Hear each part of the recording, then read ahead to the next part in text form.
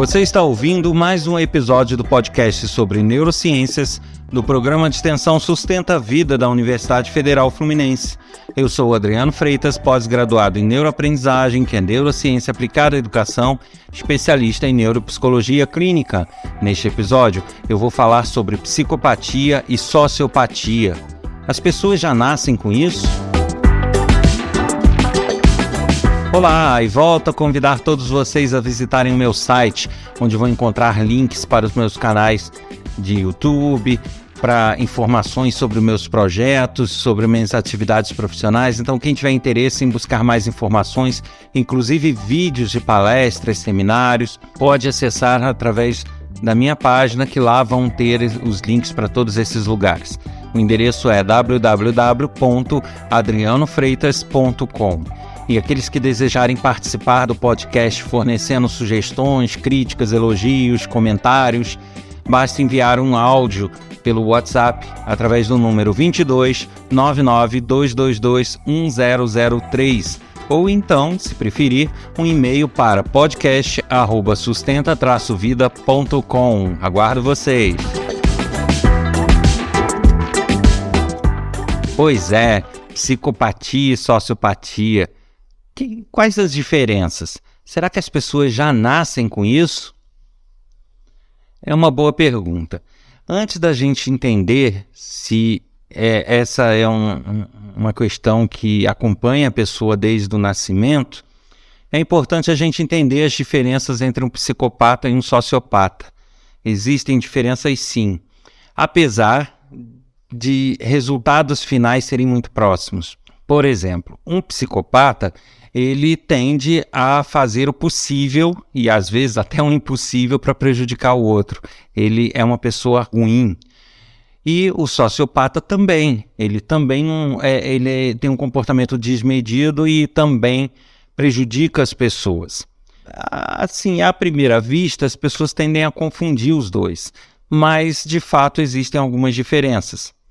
Por exemplo, o psicopata, ele é uma pessoa mais calculista, mais fria.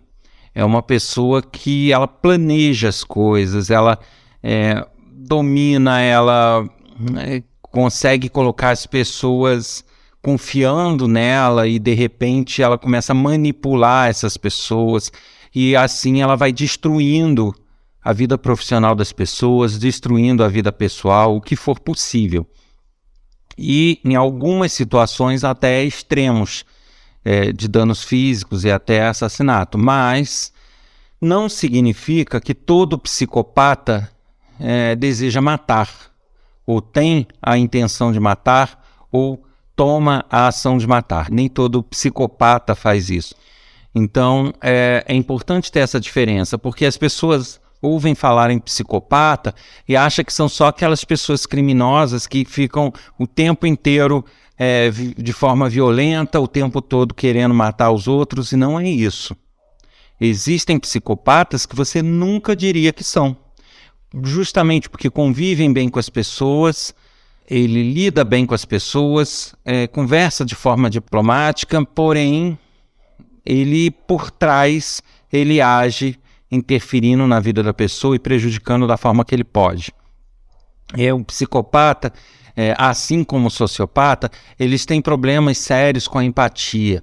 Eles não possuem essa característica de empatia nem por familiares. Então, mesmo pais, filhos, avós, irmãos, eles não estão nem aí. Se tiver que prejudicar, eles vão prejudicar mesmo.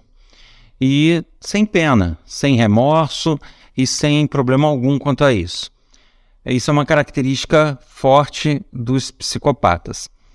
Agora, o sociopata, ele já começa a se diferenciar um pouco por aí, porque ele também tem problemas com a empatia. Mas, chegando aí na característica quanto ao nascimento, o psicopata, ele geralmente nasce psicopata. Então, o psicopata, ele não se forma com a educação, ele não se forma com a criação. O psicopata, ele nasce psicopata. É uma pessoa ruim de nascença, uma pessoa má de nascença. Já um sociopata, não. ele se torna sociopata a partir da criação, a partir da educação e a partir dos convívios que ele tem. Então, o sociopata é definido pelo meio onde ele está, e o psicopata não. Inclusive, pesquisas apontam que 60% mais ou menos dos psicopatas carregam de forma genética essa característica, ou seja, como herança genética, ou seja, recebem genes dos seus pais e dos seus parentes. Então, a gente pode dizer que uma principal diferença é essa: um já nasce, o outro se forma. Eu fiz um parênteses aqui justamente para poder explicar essa questão da empatia. O psicopata, por nascer psicopata, ele nasce sem essa característica de empatia. Então, desde muito novo, ele não demonstra empatia por ninguém. Já o sociopata, ele, por não nascer assim, e sim se formar dessa forma, ele tem os mecanismos de empatia dele preservados. Ele possui os mecanismos de empatia, só que eles são contidos. Eles não operam como deveriam, justamente pela formação e pela criação, pela modelagem que o cérebro dele sofreu. Mas ele tem resquícios dessa empatia. Então isso é uma característica que também os difere. Enquanto o psicopata normalmente não vai ter empatia por ninguém, ele pode se casar e tudo, mas ele não vai estar nem aí. O sociopata, como ele tem esses resquícios de empatia, porque ele foi criado sociopata, ele consegue, em alguns momentos, ter apego ou demonstrar empatia por algumas pessoas. Então ele pode ser muito ligado ao pai, muito ligado à mãe, ou muito ligado ao marido ou à esposa, e aí com aquela pessoa é preservado o relacionamento saudável, justamente por esse resquício de empatia que ainda sobra, o mecanismo estar preservado. Agora, a forma de comportamento também difere um pouco, porque o psicopata é uma pessoa má, é uma pessoa que busca prejudicar os outros, quer destruir a felicidade dos outros, porém é uma pessoa calculista, já é uma pessoa que ela age meio que nas sombras. Na frente ela é simpática, ela lida bem com as pessoas, ela consegue dominar bem a situação, ela geralmente tenta se colocar numa posição de líder, de pessoa que as pessoas acreditam e seguem, e a partir daí ela começa a agir, interferindo nas pessoas, influenciando e dando conselhos ou, né, assim, minando, essa talvez seja a palavra certa, minando a vida profissional, minando a vida pessoal, minando a felicidade dos outros. Essa é uma característica do psicopata. Ele é mais calculista e mais frio. Ele pode chegar a extremos, como assassinato, ou pode não chegar, pode ficar a vida inteira nessa de ser bonzinho pela frente e por trás articulando junto às pessoas. Já o sociopata, não. O sociopata, ele não é tão controlado, ele não é frio, ele já é mais explosivo, ele não consegue se controlar bem. Então, quando tem uma situação de raiva, onde ele fica irado com alguma coisa, alguém demonstra algo que ele não gosta, uma felicidade extrema, algo que para ele incomoda, o psicopata, ele às vezes respira, controla aquela situação, lida bem com ela junto às pessoas e age por trás. Já o sociopata não, ele explode. Ele tende a ter esses momentos, esses rompantes. Então, se ele tiver que meter a mão na cara de uma pessoa no momento errado, na hora que todos vão ver, ele faz. Se ele tiver que falar uma besteira com um monte de testemunhas, ele fala. Se ele tiver que agir impulsivamente, tomar uma atitude mais agressiva, ele toma. Então o sociopata ele não tem tanto freio. Já o psicopata ele é mais frio, né? Calculista, ele controla bem essas situações. Então isso é uma outra diferença entre o sociopata e o psicopata, além da questão nascença. E aí eu trago uma reflexão aqui, porque além de falar um pouco da diferença entre os dois, eu coloquei lá no título aquela pergunta, né? Já se nasce com isso? Então a resposta é sim e não. O psicopata sim, nasce uma má pessoa. E o sociopata não nasce. Agora, a partir desse questionamento, eu faço uma outra reflexão aí para a gente analisar. Então, se o psicopata, ele nasce psicopata, ele nasce uma pessoa má, isso significa que temos bebês, crianças, adolescentes e adultos maus. Sim, temos. Temos crianças mau caráter. Temos crianças de má índole. Temos crianças ruins. Eu sei que várias pessoas condenam esse tipo de afirmação e ficam, mas me desculpe, mas eu não estou aqui para falar coisas que as pessoas querem ouvir.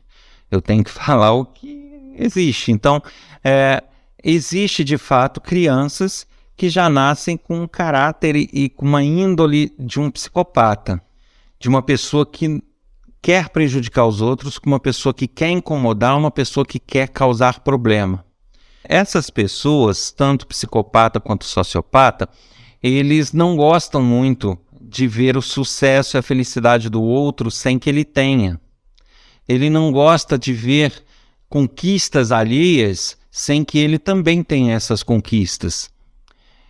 Então, por exemplo, uma coisa que desperta a ira deles, um colega de trabalho, de repente, conseguiu se formar na faculdade, fez um mestrado e concluiu. E ele não conseguiu concluir a faculdade, ou conseguiu concluir a faculdade, mas não conseguiu o mestrado, alguma coisa assim, não conseguiu fazer. Isso vai dar ira nele, porque não pode. Como assim ele tem um mestrado e eu não? Então ele vai fazer de tudo para rebaixar aquela pessoa.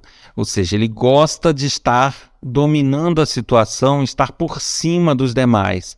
Então, se fulano tem um mestrado, ele não pode, a menos que eu também tenha, e melhor. Então, ele vai começar a minar aquela pessoa, minar as conquistas daquela pessoa para que ele se sobressaia em cima do outro. Então, se você quer deixar uma pessoa com raiva, uma pessoa que é psicopata ou uma pessoa que é sociopata, é você justamente demonstrar que está realizado, demonstrar que teve sucesso em alguma coisa, que você conseguiu uma conquista, conseguiu uma casa, conseguiu alguma coisa e ela não. E além das felicidades e da conquista, né, o sociopata, assim como o psicopata, ele não gosta de ser afrontado. Então, além dele não gostar que as outras pessoas conquistem coisas que ele não tem, ele não gosta de ser confrontado, de ser afrontado, que alguém bata de frente, que alguém contrarie, que alguém demonstre que sabe que no íntimo ele é um psicopata, que no íntimo ele é um sociopata. Se ele perceber que alguém tem essa compreensão e sabe como ele funciona, que ele está articulando, que está minando as outras pessoas, ele vai voltar os canhões contra essa pessoa. Então, um cuidado para quem convive com uma pessoa com essas características, é prudente evitar os embates, né? Evitar confrontar muito fortemente, evitar contrariar muito fortemente e evitar demonstrar que você sabe quem é ela. Porque se você der uma demonstração clara disso, você vai sofrer, porque ele vai voltar os canhões contra você. Você vai se tornar o inimigo número 1. Então, isso é um cuidado que você tem que ter. Bom, então se a pessoa nasce psicopata, e aí nós temos crianças más, bebês maus, adolescentes maus, então não tem o que fazer, né? E essas afirmações, só fazendo um novo parênteses aqui, né? Recentemente as pesquisas já identificaram até os genes da psicopatia. Então, existem realmente questões neurobiológicas que não tem jeito. A pessoa nasceu ruim, nasceu má. Não tem como discutir muito isso. Agora, então é um caso perdido? Como que a gente faz? Primeira situação, a gente tem que entender aquilo que eu sempre falei. O nosso cérebro ele é plástico. Existe a neuroplasticidade que permite a ele se adaptar, se adequar e se moldar. Então, você não tem, por ser uma questão neurobiológica, uma questão genética, você não tem como mudar isso, você não tem como fazer a pessoa deixar de ter a característica psicopata. Isso não é possível. Mas você pode, desde a primeira infância, modelar ela para que ela tenha uma contenção do comportamento psicopata. Isso significa que em nenhum momento ela vai se comportar como um psicopata? Não. Você não vai ter essa garantia e você não vai conseguir mudar a água para o vinho. Mas você vai conseguir uma boa contenção se ela, desde bebê, for criada com limites. E com limites fortes, bem claros, definidos. E aí ela precisa ser, enquanto bebê, criada com limites, enquanto criança, criada com muitos limites, com mais ainda, enquanto adolescente, mais ainda. E esses limites muito claros, definidos e que funcionem como uma barreira. E que ela seja enquadrada e consiga respeitar essas barreiras. Se você conseguir impor esses limites claros e fazê-los valer, aí você consegue, no desenvolver do cérebro, no amadurecimento dele, fazer com que essas contenções passem a ser parte integrante da pessoa, da personalidade da criação da pessoa. Então ela tem características genéticas de um psicopata, porém ela vai até certo ponto e dali ela não passa. Justamente porque houve essa criação contida. Agora, isso não é simples, tá? Porque isso depende de um trabalho conjunto entre familiares, amigos, escola, trabalho e posteriormente a escola, o trabalho, né? E isso eu diria que no nosso país é algo muito complicado, porque nós temos leis e metodologias até de educação que não permitem você agir com certa severidade. Essas contenções elas passam a ser relativizadas. É porque ele tem algum problema psicológico. Mas é porque isso. Mas é... Fica se dando muitos porquês e muitas explicações e poucas atitudes. E nisso, por mais que seja feita uma contenção eficaz em casa, ele passa boa parte do tempo na escola e aí passa a fazer o que quer lá. E aí se perde o controle lá. Então é uma situação muito complicada. Como que você faz uma contenção de uma pessoa que nasceu nasceu psicopata, numa sociedade onde você não pode falar mais alto que você ofende, porque você não pode fazer isso, porque você tem que entender a situação dele, e aí você vai criando um monte de atenuadores e um monte de relativizadores que vão te impedir completamente de fazer a correção ou fazer a contenção desse comportamento psicopata. Lógico, eu não estou defendendo aqui sair tomando medidas radicais com todos os alunos, com isso, com aquilo, não é isso. Mas nos casos onde se identifica essa personalidade psicopata, ora, isso precisa-se ter essas contenções. E aí precisava-se ter esse tipo de trabalho conjunto entre família, amigos e escola, e raramente se vai conseguir. Quando a escola fizer, a família não vai fazer, quando a família faz, a escola não faz. É raro você ter um ambiente onde você consiga fazer essa contenção e chegar na maturação do cérebro, que é lá para os 30 anos, com ele bem formado nessa questão de conter os instintos e os impulsos psicopatas. Então fica aí um desafio, né? Eu estou passando a informação, mas eu não tenho como passar uma solução mágica, até porque ela não existe. Isso é caso a caso, isso é situação a situação, mas o fato é que se você der um espaço para a criança ou der um espaço para o adolescente psicopata, já era, perdeu, porque depois vai ser muito mais difícil conter e você vai perder o controle do comportamento dele. Aí uma pergunta que surge, poxa, mas será que dá para identificar uma criança desde bebê? Dá, em algumas situações dá, entendeu? Você começa a perceber que a pessoa mesmo pequenininha, mesmo bebê, ela tem comportamentos ruins. por mais que ela seja bem tratada, bem cuidada e paparicada pela mãe, por exemplo, quando nascem os dentes, um exemplo que eu digo aqui, quando começa a nascer os dentes, se ela percebe que a mãe está feliz em amamentar ela, está realizada, está contente, ela vai sentar o dente no bico do peito da mãe. Isso às vezes acontece. Aí você acha, é nervoso de dente, não sei o que, pode ser, mas também pode ser maldade, tá?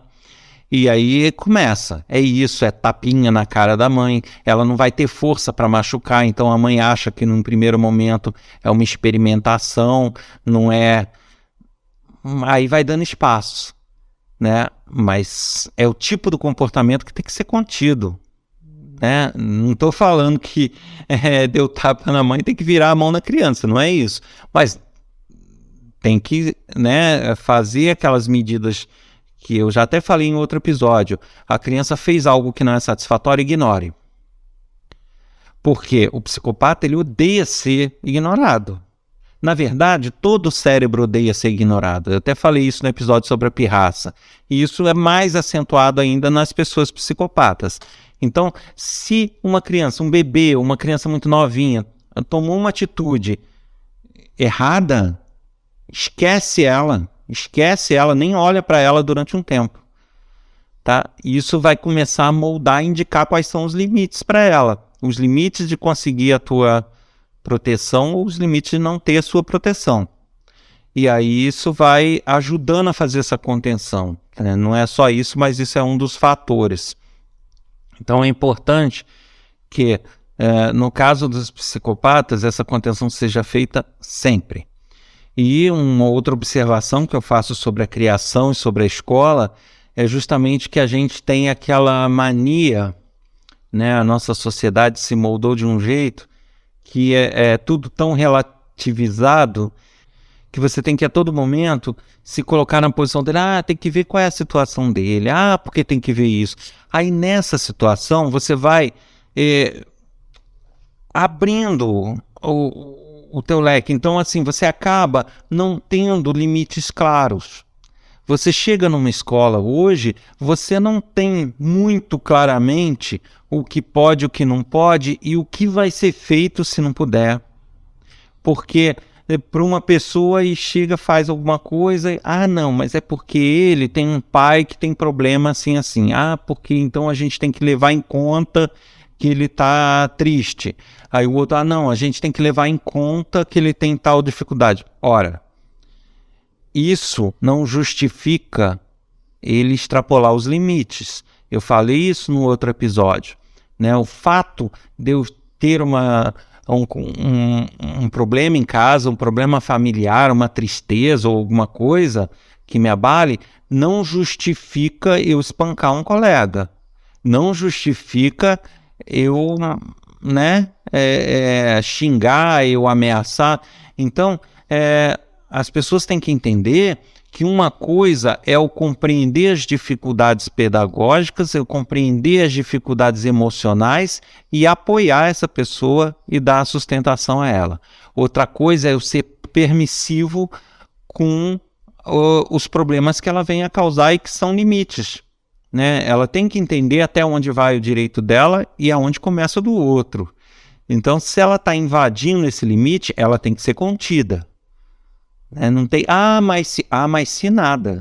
Ela tem os problemas dela, precisa ter esses problemas cuidados, ok, defendo isso com unhas e dentes, mas ela não pode usar isso como muleta para fazer o que quer. Então, essa é uma reflexão que eu deixo aqui para os educadores e para os pais, né? Até que ponto devemos ser permissivos? Eu acho que são coisas distintas. Você entender os problemas e ajudar nos problemas não significa ser permissivo com nada. Muito pelo contrário, né? Até porque não ser permissivo e impor os limites e se fazer respeitar esses limites faz parte também de uma educação saudável. E para finalizar, um outro questionamento que costuma surgir nessas situações, que é a seguinte: bom, mas então eu não posso ter pena da pessoa, porque tem que entender que se é genético, poxa, ela se esforça, mas ela não consegue se livrar porque é uma coisa que já está nela. Olha, vocês têm que entender o seguinte, nós somos o que o nosso cérebro é, né? Eu até lancei essa reflexão no outro episódio, né? Tem pessoas que têm tumores ou sofrem lesões no cérebro, pancadas, né? Traumas, a palavra tinha me fugido, e a partir desses problemas a pessoa muda o comportamento dela, muda a personalidade dela. Então isso significa que o cérebro molda quem nós somos. Se uma pessoa nasce com características psicopatas, as pessoas têm que entender que ela é uma coitada no sentido de ter sido gerada dessa forma. Aí o motivo filosófico, religioso, de crenças ou científicos, aí eu não vou entrar nessa discussão por que isso ocorreu. Mas o fato é de que a partir do momento que o cérebro dela veio com características psicopatas, ela é coitada por não ter tido culpa disso. Entendo. Mas ela, no correr da vida e nas atitudes que ela toma, ela não é coitada, porque ela faz querendo. É isso que vocês têm que entender. Ela faz querendo ser ruim. Ela faz querendo prejudicar o outro. Ela faz querendo matar ou querendo que a outra saia do trabalho ou que a outra se ferre. Então não é coitado.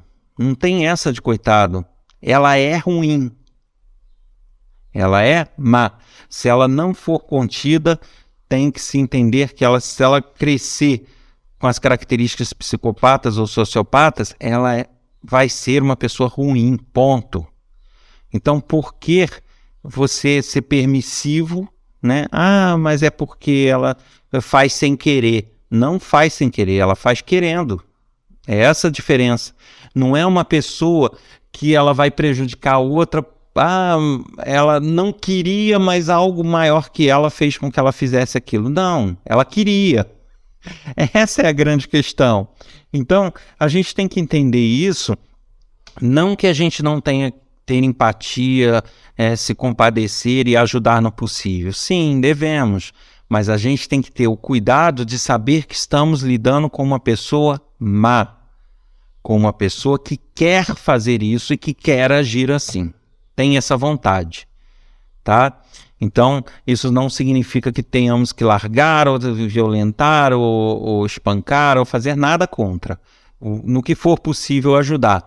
Mas sabendo que no caso da psicopatia, a nossa ajuda é muito limitada. É uma ajuda de contenção e que tem que ocorrer desde a primeira infância até a maturação do cérebro. Agora, no caso da sociopatia, para finalizar, aí eu não falei tanto, né? Por quê? Porque na psicopatia é aquela história, já nasceu assim, o que fazer? Aí eu tive que discutir esse assunto. Mas no caso da sociopatia, como uma pessoa nasce com os mecanismos de empatia, ok? E isso é gerado a partir da formação e da criação dela, aí realmente não tem muito o que discutir, né? Ela virou sociopata por um ambiente que ela conviveu e viveu e cresceu, que fez ela ser assim. Então, não tem o que fazer, assim, a menos que se percebe que uma criança está sendo criada num ambiente que a torna sociopata, tirar ela desse ambiente, mudar esse ambiente. Aí é a ajuda que a gente pode dar, certo? Sempre lembrando que a maturação do cérebro humano ocorre mais ou menos até os 33, 34 anos. Então, quanto mais próximo dessa idade, menos chance a gente tem de conseguir moldar a pessoa mais solidamente. Então, quanto mais distante dessa idade, melhor. Então, começar bem cedo, começar bem na primeira infância, bem enquanto bebê, melhor ainda. Este foi mais um episódio do podcast sobre neurociências do programa de extensão Sustenta a Vida da Universidade Federal Fluminense. Eu sou Adriano Freitas, especialista em neuropsicologia clínica, pós-graduado em neuroaprendizagem, que é a neurociência aplicada à educação. Se você quiser escrever para a gente com dicas, sugestões, críticas, comentários, experiências, basta enviar um e-mail para podcast@sustenta-vida.com ou então, se preferir, enviar um áudio para o nosso WhatsApp, código 22 99222 1003.